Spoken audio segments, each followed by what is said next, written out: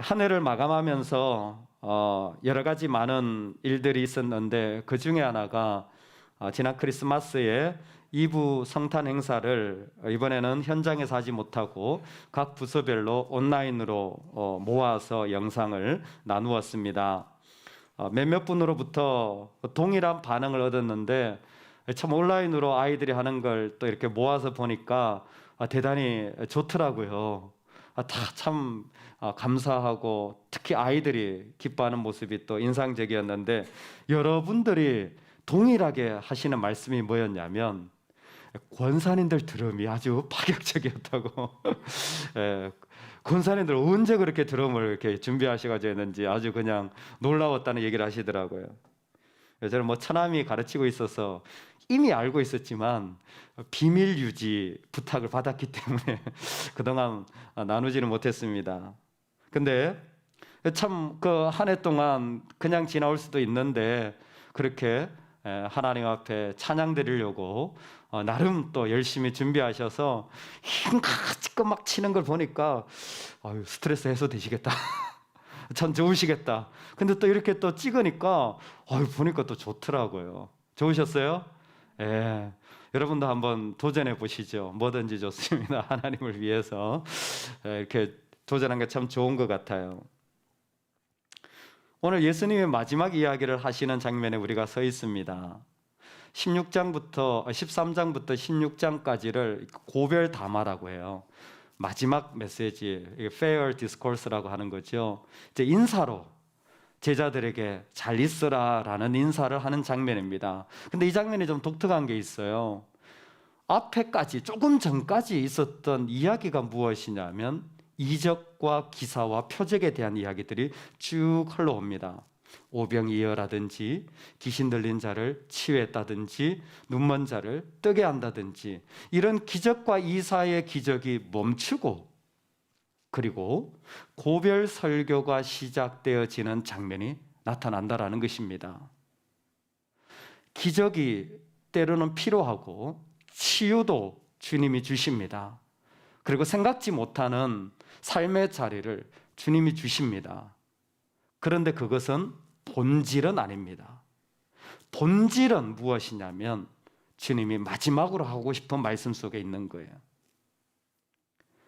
하나님도 자기로 인자로 말미암아 영광을 받으셨도다. 하나님이 영광을 받으시는 것이 그 모든 기적의 본질입니다. 우리가 하나님께 원할 수 있습니다. 하나님이 주십니다. 그런데 늘 원하는 것 받았다 못 받았다로 끝나면 진짜 신앙의 본질은 경험하지 못하고 끝난 거예요. 제대로 음식 맛을 보지 못하고 평가하는 사람만큼 어리석은 사람이 없듯이 신앙도 그 사람이 어떤 원하는 것을 받았는지 어떤 원하는 것을 못 받았는지로 신앙이 평가된다면 참 어린아이 같은 수준의 신앙이라고 말할 수 있습니다.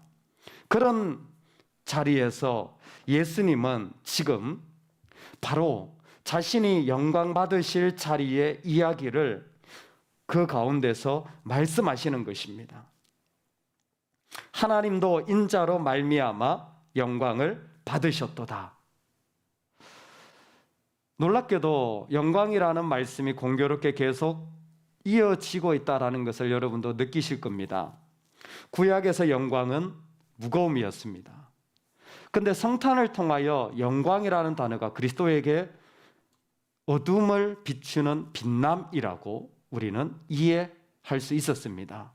그런데 그렇게 빛남으로 오신 예수님의 그 영광의 자리를 오늘 요한은 더 구체적인 본질적인 모습으로 우리에게 설명하는데 그 영광은 하나님의 뜻을 이루기 위하여 무엇이라도 감수할 줄 아는 사람이라는 것입니다. 다시 한번 말씀을 드립니다. 하나님의 뜻을 이루기 위하여 무엇이라도 감내할 줄 아는 자리가 하나님이 보시는 영광의 자리라는 거예요. 원하는 걸 받은 사람이 영광의 자리가 아니라 하나님의 뜻을 이루기 위하여 어떤 것이라도 기꺼이 내가 감수할 수 있는 사람이 진정한 영광을 경험한다라는 것이었습니다. 역설적이게도 바로 예수님의 이 영광의 자리는 자신을 내어드리는 십자가였습니다. 비참하고 처참한 이야기지만 십자가는 예수님의 최고의 영광의 자리임을 오늘 말씀을 통하여 인자로 말미암아라는 말 속에 앞으로 예수님이 어떤 영광을 보여주실지를 구체적으로 설명하는 것이었습니다. 이 이야기는 요한에게 있어서 대단히 개인적이고도 직접적인 메시지가 된 것 같습니다. 힘들어요. 감내해야 돼요. 어려워요. 대단히 창피했어요. 그런데 그 자리를 하나님이 영광으로 바꾸신다라는 이 놀라운 본질이 요한에게만큼은 누구보다도 설명이 가능했던 것 같습니다. 요한은 이전에 이런 스토리를 가졌던 사람입니다. 요한의 단짝 친구가 있는데 야고보예요. 이 요한과 야고보는 상당히 친했던 것 같아요. 그래서 서로 얘기를 많이 했겠죠. 예수님이 하시는 걸 보니까 기대가 돼요. 뭔가 큰 일을 내실 것 같은 거예요. 당시에 큰일이라고 한다면 여러 가지 좋은 자리나 아니면 어떤 정치적인 권력 같은 것이 상징적으로 떠오르는 시대였겠죠. 어쨌든 요한과 야고보는 그런 예수님이 그런 자리에 오르실 거라 생각을 했어요. 그리고 그렇게 믿었습니다. 그리고 어느 날 예수님을 찾아갔어요. 예수님, 당신이 그런 자리에 앉으시거든. 우리 둘을 좀 기억하셔서 하나는 왼쪽에 하나는 오른쪽에 좀 앉혀주세요. 부탁을 한 겁니다. 그럴 만한 어떤 이유들이 여러 가지 개인적으로 있었겠지요. 근데 그때 그 얘기를 누가 들었냐면 한 성격하는 베드로가 들었다는 거 아닙니까? 베드로가 뚜껑이 열린 겁니다. 지금 무슨 얘기를 하냐? 야, 내가 예수님의 그래도 수제자라고 불려지는데 왜 너희들이 오른쪽 왼쪽을 따지고 있어? 베드로가 엄청나게 열받아서 거기에 분노를 뿜어내는 거죠. 여러분, 그런데 그거 아세요? 이 요한이 별명이 있어요. 이 요한의 별명이 뭐냐면 우레의 아들입니다. 쉽게 말하면 요한도 한성깔 하는 사람이에요. 그냥 천둥이 치듯이 갑자기 빠바바방 치는 거예요. 여러분, 순간적으로 뚜껑이 열리거나 폭발하시는 분들에게 제가 좋은 형님 한 분을 소개시켜 드립니다. 우리 요한 형님을 집안의 형님으로 모시기 바랍니다. 요한이 그런 사람이에요. 순간적으로 폭발하는데 번개치듯이 그 양이 얼마만큼 될지 가늠이 안 되는 사람이에요. 오죽했으면 우레의 아들, 천둥의 아들이라 그랬겠습니까? 그 요한이요, 베드로가 뚜껑 열리는 거 보니까 가만히 있었겠습니까? 폭발을 하는 거죠. 니만 성격 있냐? 성깔 나도 있다. 붙었던 거예요. 이 자리가 얼마나 서로에게 불편했으며 서로 관계를 좋지 않게 만들었을지는 불을 보듯 뻔합니다. 우레의 아들과 그리고 그것에 반대하는 수제자가 붙었으니 요한과 베드로 어떻게 하면 좋을까요? 근데 성경이 참 재밌는 게 그런 예수님이 십자가에 죽으시고 부활하시고 약속하신 성령이 이 땅에 오셨어요. 그 제자들이 성령을 받았어요. 정말 예수님을 믿는 사람이 되었다라는 겁니다. 예수님을 진짜 만났어요. 그리고 요한복음 3장에 보면 요한하고 베드로하고 손을 잡고 성전에 기도하러 올라가는 거예요.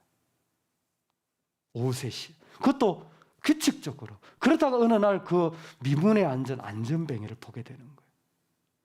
그렇게 불편했을 것 같은 붙었던 사람들인데 같이 기도하러 가는 거예요.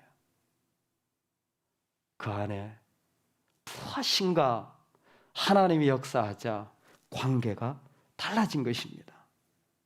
공교롭게도 그래서 그런지 요한복음에 보면요, 베드로를 대단히 높이는 표현들이 많이 나옵니다. 베드로는 가장 예수님이 사랑하는 제자라고.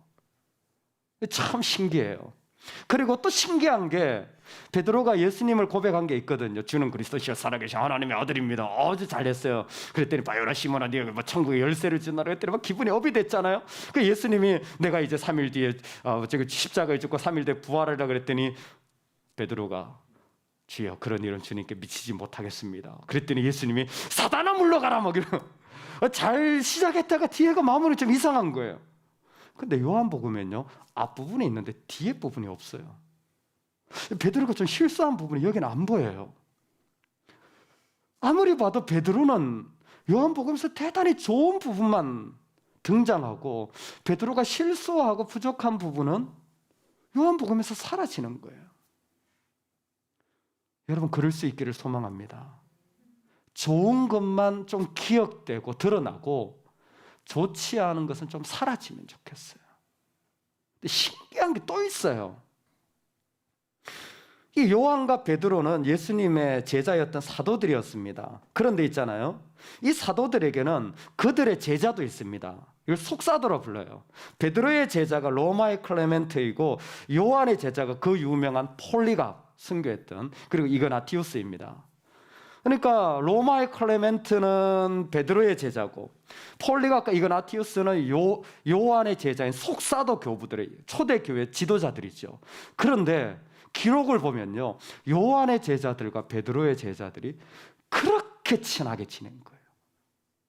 그렇게 서로 형제같이 서로 지낸 거예요. 왜요? 아마 스승들이 그렇게 서로 친밀했기 때문에 제자들도 그렇게 지낼 수 있었을 겁니다. 그렇게 불같았던 사람, 그렇게 성격이 하나 했던 사람이 그 가운데 이 영광이라는 놀라운 예수님의 메시지를 경험하면서 달라지기 시작한 것이었습니다.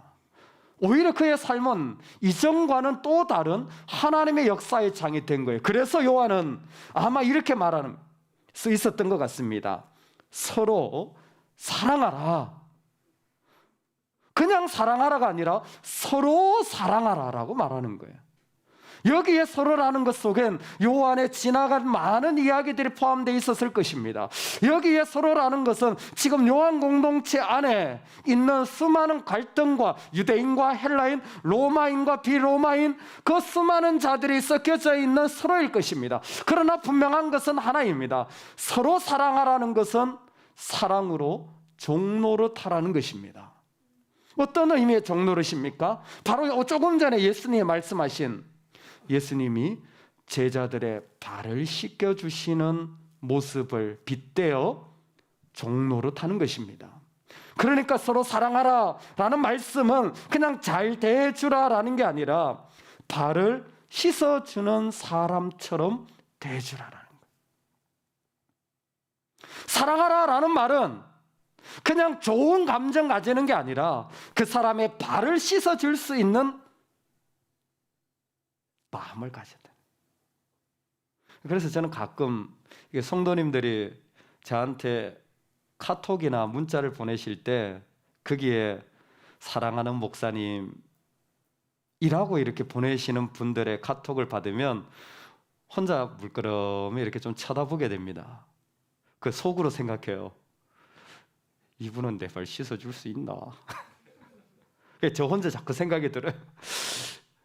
이분은 진짜 그럴 마음이 있을까? 그런 마음이 가지고 나한테 이 말을 하실까?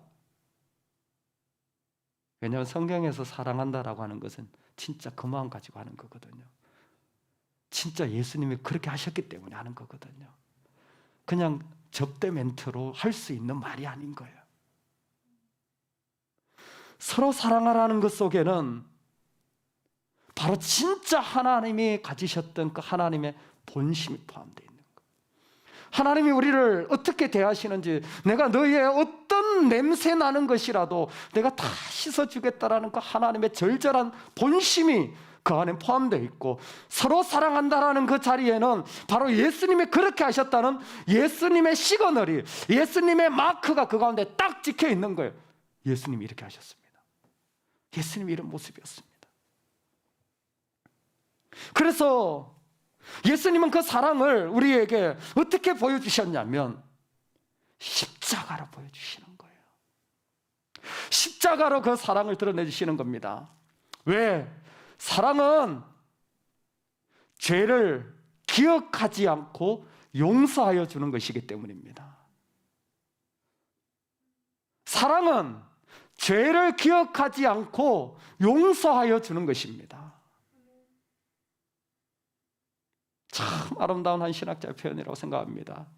저를 따라서 한 번만 기억하시며 해보시겠습니까? 사랑은 죄를 기억하지 않고 용서하여 주는 것입니다.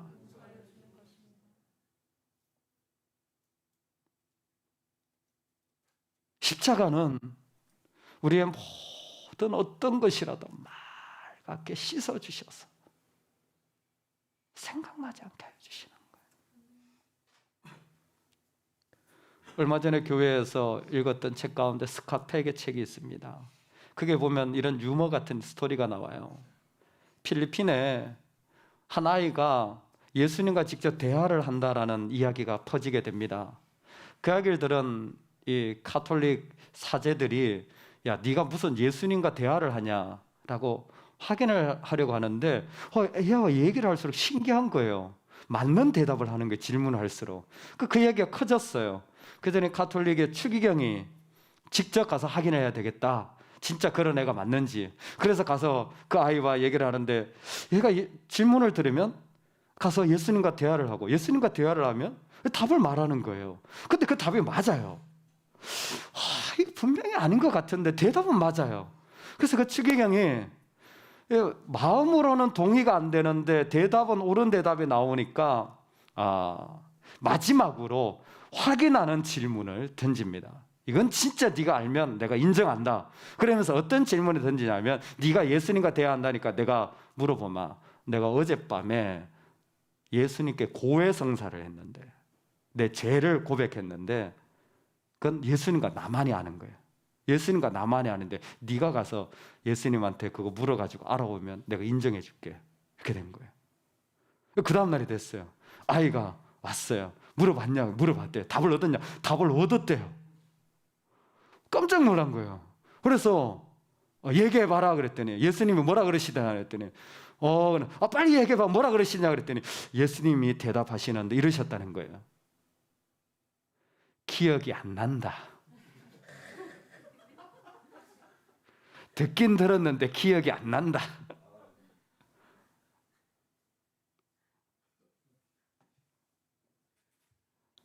근데 유머지만 사실이잖아요. 우리가 죄를 고백하기만 하면 흰 눈보다 깨끗하게 우리 주님이 씻어주시잖아요. 그래서 우리가 여기 있을 수 있잖아요. 우리 주님 기억이 안 나는 게 맞아요. 우리도 그러면 좋겠어요. 우리도 그러면 좋겠어요. 제발 좀 기억에서 지워버리시기를 주의 이름으로 축원합니다. 꼬깃꼬깃 넣어놓고 묵상하지 마시고 주의 이름으로 씻어버리시기를 소망합니다. 사랑은 죄를 기억하지 않고 용서하는 겁니다. 어떻게 그런 일이 가능하냐고요? 나 잘 안 되던데? 그래서 오늘 예수님 이렇게 말씀하십니다. 서로 사랑하라. 어떻게 서로 사랑하라? 내가 너희를 사랑한 것 같이 사랑하라는 거예요. 우리에게 내가 기억을 지울 수 있는 힘이 어디에서부터 오냐면 예수님에게서 옵니다. 많은 사람들이 그 아픈 말, 아픈 생각을 지우려고 할 때 자기가 참으려고 해요. 그거 화병 생겨요.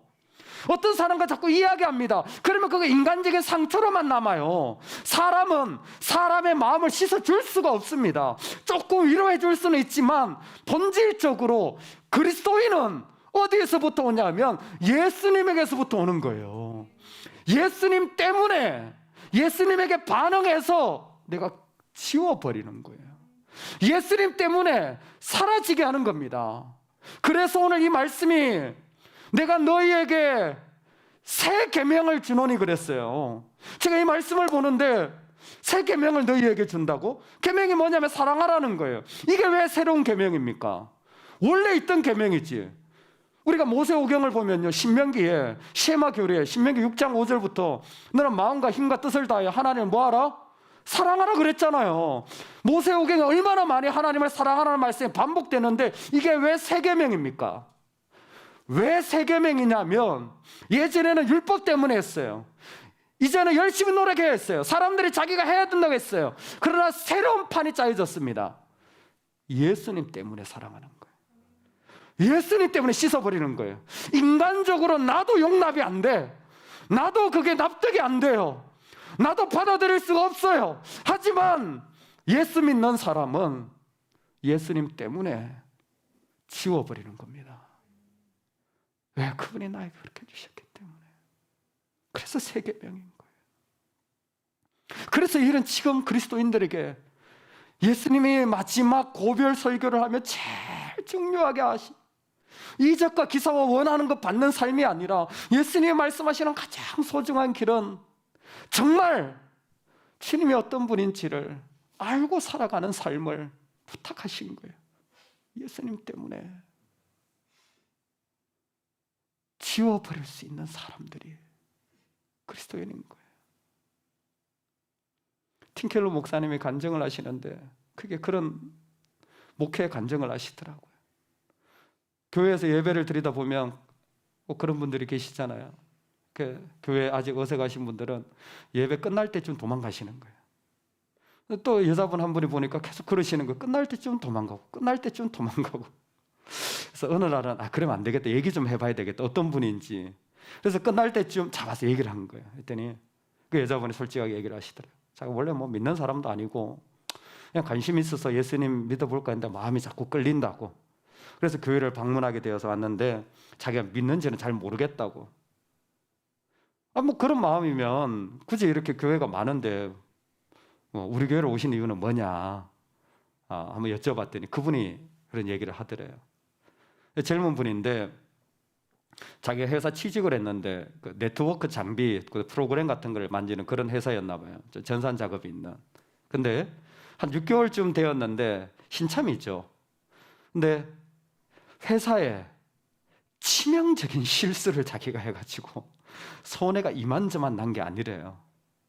아마 어떤 전산 작업상의 오류인데 웬만하면 복구가 되는데 이분이 좀 큰 실수를 한 것 같아요. 분명히 자기 실수인데 큰 실수를 한 거예요.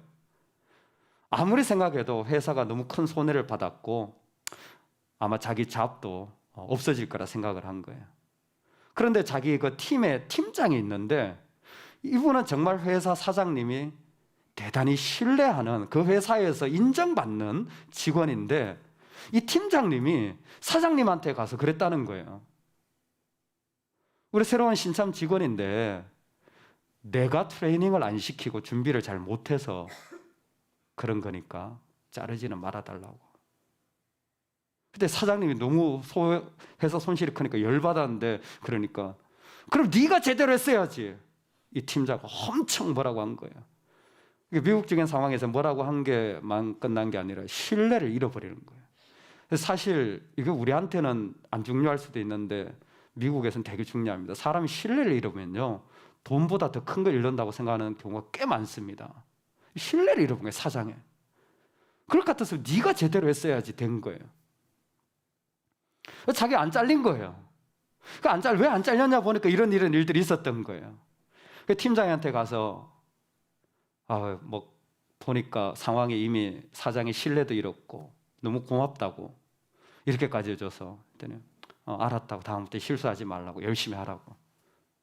얼마 지났는데 그래도 좀 워낙 큰 실수를 한지라 그렇게 말하고 넘어가기에는 자기 마음이 좀 그랬던 거예요.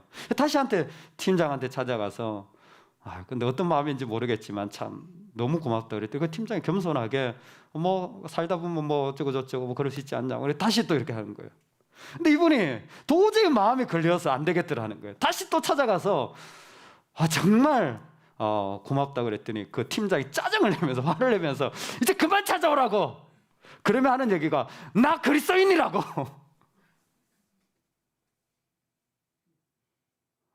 I'm a Christian. 그래 버리더라는 거예요. 뭔 얘기야? 예수님이 나를 위해 이런 비난과 수모를 여러 번 맡아주셨어. 수도 없는 죄를 예수님이 다 감당해 주셨어. 난 너한테 한 번 해준 거야.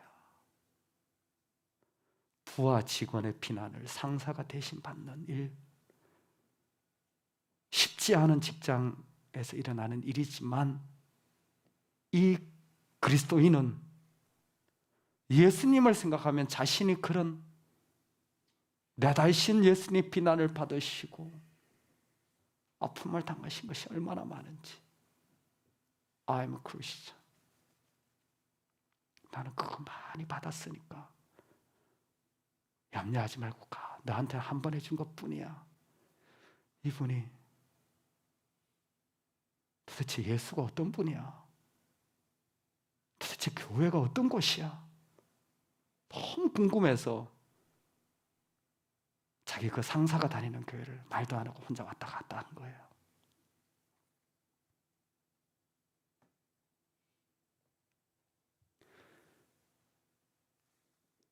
사랑한다라는 것은 어떤 부분에서 참 아픈 일입니다.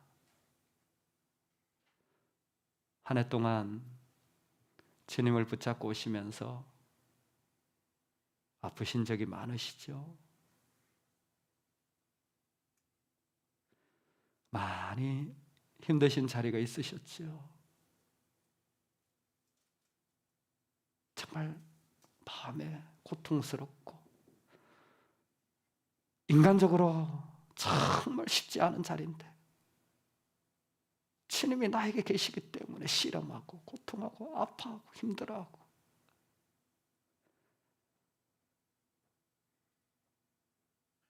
진심으로 수고하셨다고 말씀드리고 싶습니다.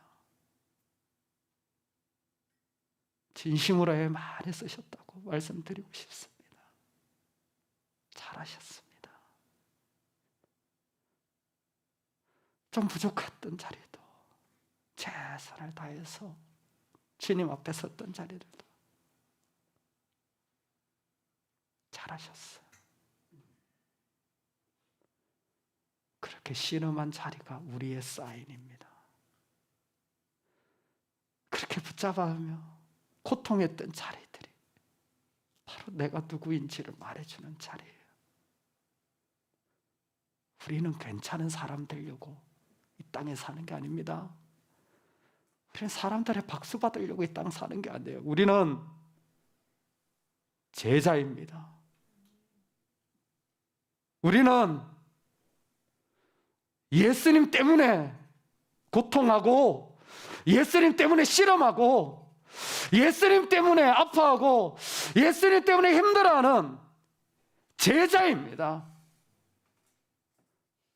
예수님이 우리에게 부탁하신 자리는 세상에서 박수받고 인정받는 사람이 아니라 제자로 부르신 거예요. 수많은 제자들이 눈물을 흘리고 수많은 제자들이 아파하는 자리에 주님은 함께 하셨는 줄로 믿습니다. 주님이 먼저 그 자리를 가셨기 때문에 누구보다도 제자의 마음을 잘 아시는 분이세요. 힘겨운 사역의 자리를 부여잡고 쉽지 않은 일터에서 가족과 섬김을 위하여 몸부림쳤던 자리들은 제자의 표시들입니다. 그것이 우리 하나님 보시기에 반딧불의 불빛처럼 세상을 비추는 빛이 되는 것입니다. 그래서 너희가 서로 사랑하면 이로써 모든 사람이 너희가 내 제자인 줄 알리라.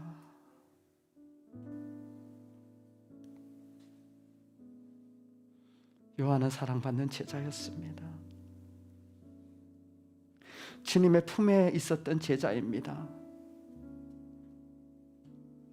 그래서 그는 유일하게 십자가 곁에 있습니다. 부활의 아침에도 그곳에 있습니다. 빈 무덤이라도 그는 달려갑니다. 가장 먼저 아무것도 이루어지지 않은 자리처럼 보이는 곳에서 먼저 믿는 자가 되어집니다.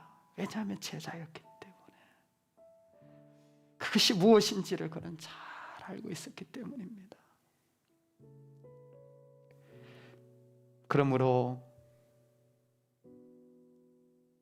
많이 사랑하다가 주님 품에 안기기를 주의 이름으로 축원합니다.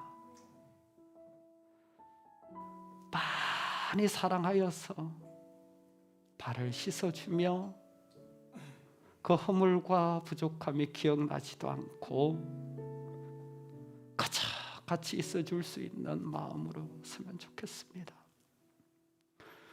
요한복음 14장은 사실 실패의 이야기입니다. 베드로가 예수님을 부인한다라는 메시지가 나오는 성경이에요. 유다가 예수님을 팔 것이라는 메시지가 나오는 성경입니다. 실패 이야기가 가득해요. 그런데 있잖아요, 그 속에서 예수님은 여전히 자신의 제자들이 일어날 것을 믿고 계셨습니다. 우리가 주님을 사랑한다면 예수님의 품에 안겼던 제자처럼 예수님을 사랑하는 자로 다 사랑하게 될 줄로 믿습니다. 마지막으로 권면드리고 싶은 것은, 주님이 우리에게 그래 주셨듯이 예수님 때문에 여러분도 기억하지 않고 다 씻어줄 수 있는 은혜가 있기를 소망합니다. 내 자존감을 좀 높여주는 사람을 사랑하는 시대입니다.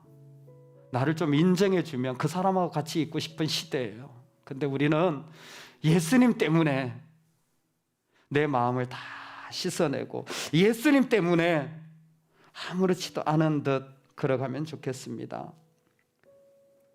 A.J. 크로닌의 천국의 열쇠라는 책에 나오는 이야기로 말씀을 마칩니다. 치셴이라는 사역자가 중국에 선교를 가게 됩니다. 참 쉽지 않은 선교지였는데 열심히 했어요. 근데 그곳에서 가족이 다 죽게 되고 강도가 나타나서 집에 모든 것을 다 잃어버리고 홍수가 나서 교회와 심지어 성도들까지 싹 없어집니다. 남들이 그렇게 남겼던 사진 한 장, 기록 한 장 남기질 않아요. 아무것도 건지질 못하고 정말 실패자처럼 혼자 고향 땅인 스코틀랜드로 돌아옵니다. 근데 스코틀랜드에 자기의 동료였던 안셀람이라는 사역자가 그곳에서 그 교단의 높은 자리를 차지하고 있으면서 결정을 하게 됩니다. 얼마 남지 않은 이 치셴의 연금이 좀 있었는데 그것조차도 안셀렘은 주려고 하지 않습니다. 마지막 사역까지 원했지만 안셀렘은 자기 뜻대로 다른 곳으로 보내려고 합니다. 좋은 뜻을 가지고 나아갔지만 치셴이 받은 것은 거절과 냉대와 버림받음이었어요.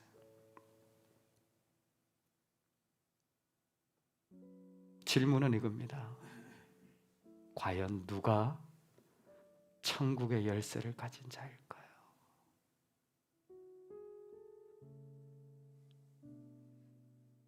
우리는 천국의 열쇠를 가진 자들입니다. 사랑함으로 그들이 우리를 사랑해 주지 않을 수도 있습니다.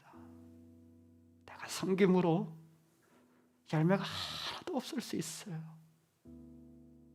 그래도 제자는 사랑하는 길을 걸어가는 겁니다.